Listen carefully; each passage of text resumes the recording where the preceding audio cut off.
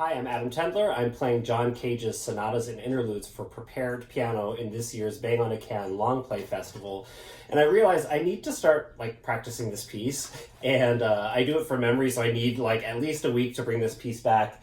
And to do that, I need to prepare my piano. And preparing a piano means placing objects between the strings where John Cage says, and he says the materials too. This is the table of preparations.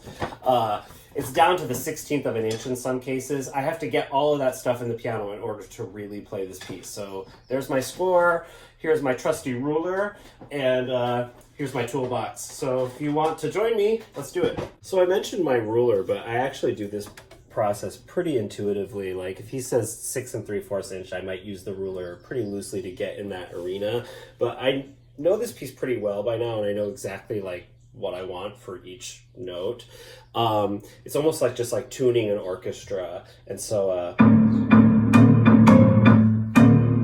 I'm about halfway done now, and you can see Cage asked for plastic. I'm using a Kroger card that I've had since when I lived in Texas. It's about almost 20 years old at this point. For eraser, I actually use that rubber washer. For rubber, I use these rubber tubings, which make a kind of very a wood type sound.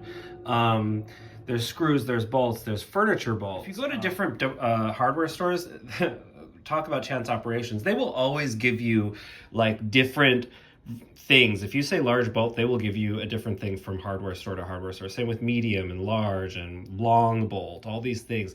There's small bolt, there's also medium bolt, all that stuff. It's really variable. So I actually have a lot of versions of every one of those things, because also the pianos will be different from piano to piano. I mean, even just screw is very, very ambiguous. So I actually have a bunch of different versions of screws. So one of the notes that's really important to me is this E flat, which on the page is furniture bolt and nut and rubber. You can see that and that. And they're really close to each other. What you get is this kind of shaky thing. And it's really important because there's a very iconic sonata, which is Sonata number 5, which goes. I need that downbeat to do that. I also need all the different rubber components. There's a whole rubber and plastic orchestra that's sort of in the center of the piano, and I need that to sound chromatic going up. It needs to sound like it's going down to high. So I always make sure that as I'm preparing the piano, no matter the differences from piano to piano, that I get that da da da da da da da da. When you put all of that together, that chromatic thing going up and that, I still think I need to tinker with that. You get this cool combination.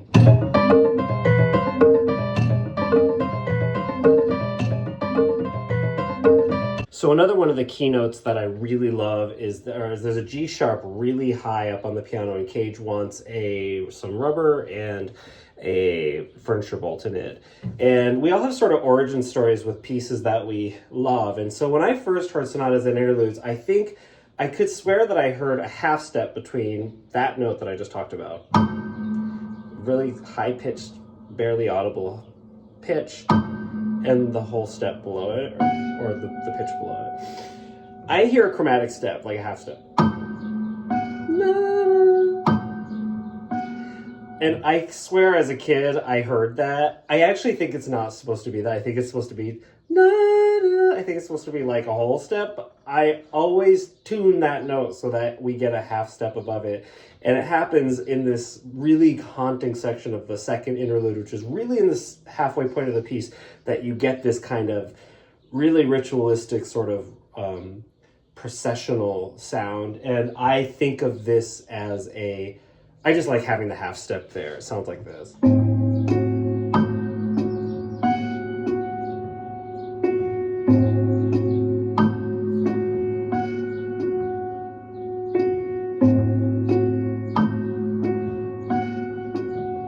I'm a sucker for it, though I think it's wrong, but I always prepare it that way.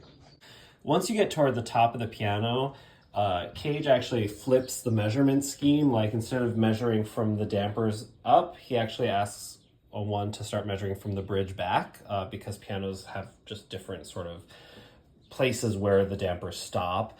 Either way, I start to get really intuitive up here, and I just start to look for, he actually becomes mostly screws, by the way. As you see, the middle is like a lot of rubber, which is more of a woody sound.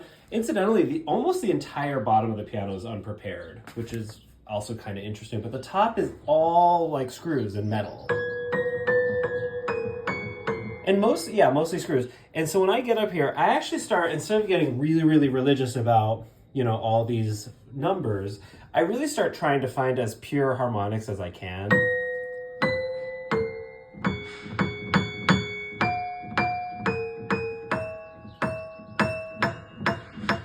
And just like that, well, an hour or two later, I have prepared the complete piano.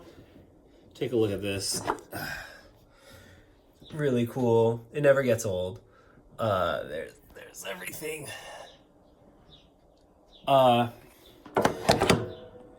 It's a really fun process, and now comes even more fun.